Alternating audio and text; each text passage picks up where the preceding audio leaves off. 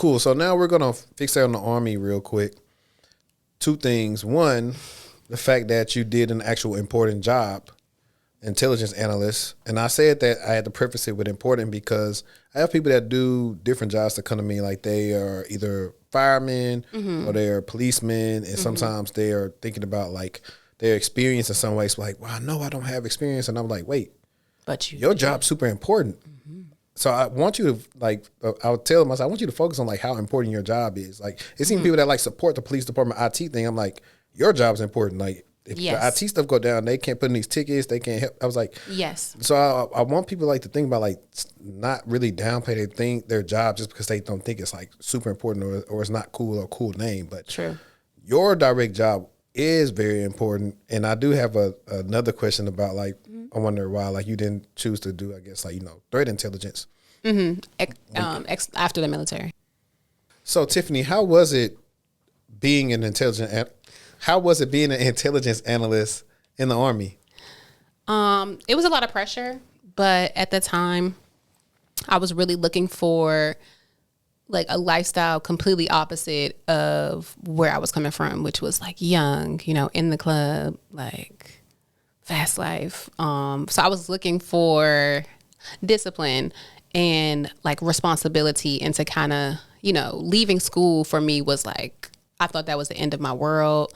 Because I've always been like, into my schooling, and that has always been like a major pride point for me. So I was looking to get back there accomplishment wise. And I found a lot of like self-importance in that role, to be honest with you, because again, like the information that I'm communicating is not like, and that's why now I do such a good job of like, I don't care about whether you go live or not. With our security assessments, it's not life or death. It's a product. But, then it was 100% life or death.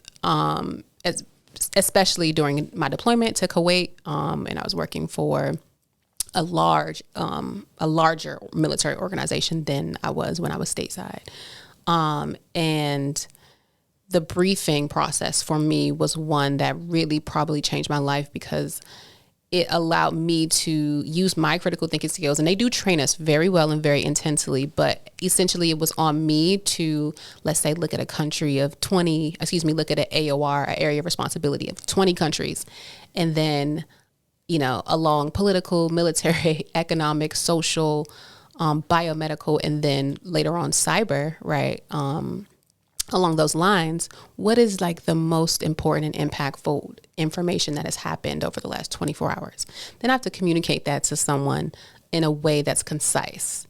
And for me, and I've been, post-Army diagnosed with non-clinical PTSD, because when you're taking in so much information that is not sunny, rosy news, it involves the death, not only of soldiers, but of, civilians and children, the destruction of spaces and areas that are older than we can even imagine, and just definitely like catastrophic events. But how do I then synthesize that into something that is understandable and actionable? So there was a lot of pressure, but I took a lot of pride in being chosen for that work and being able to successfully do that.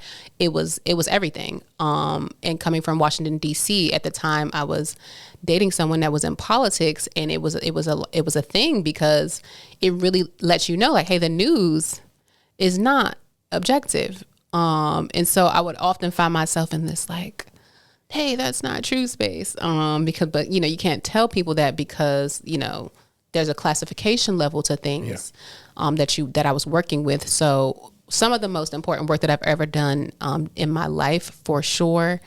And I worked with a lot of great people, but definitely a brain-breaking situation.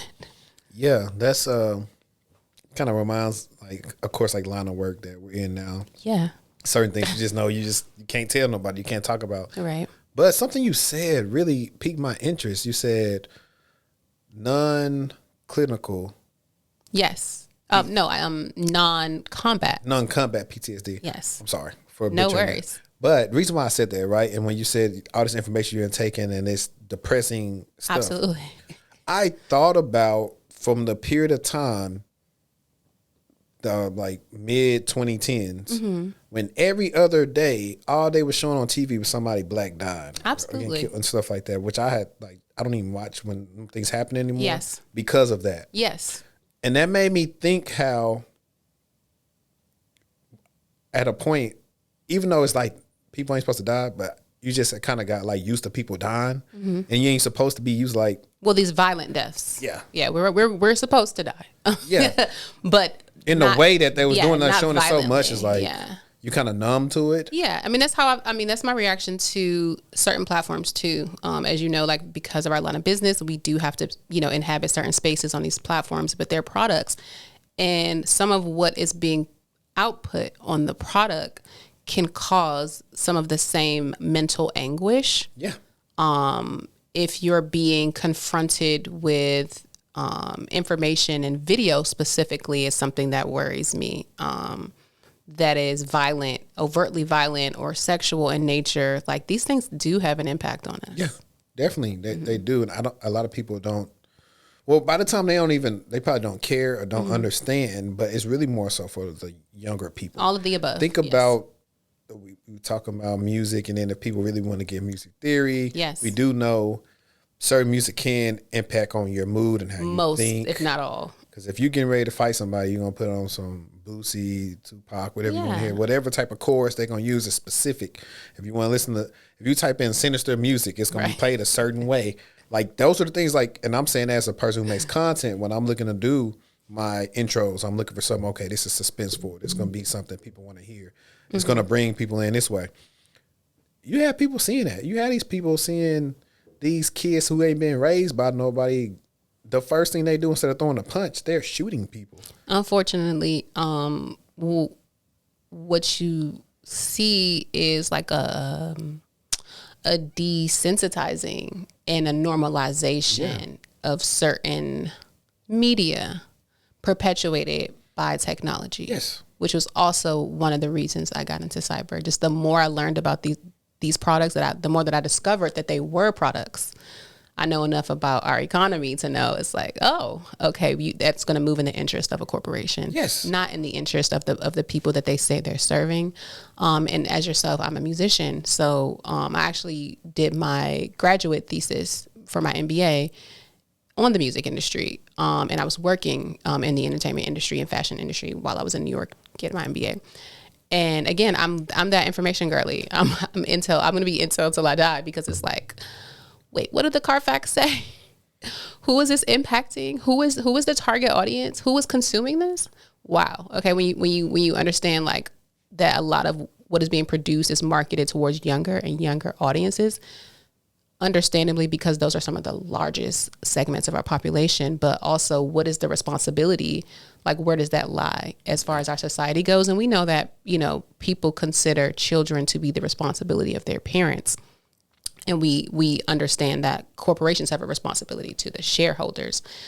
So it made me more centered on getting into security and getting into back-end technology that I could have an understanding and at very least a responsible usage. And then most recently in my business, the ability to educate and make people aware, not just in a strictly cybersecurity perspective as far as processes that secure data and information, but how can you secure yourself when you use it, No, exactly. And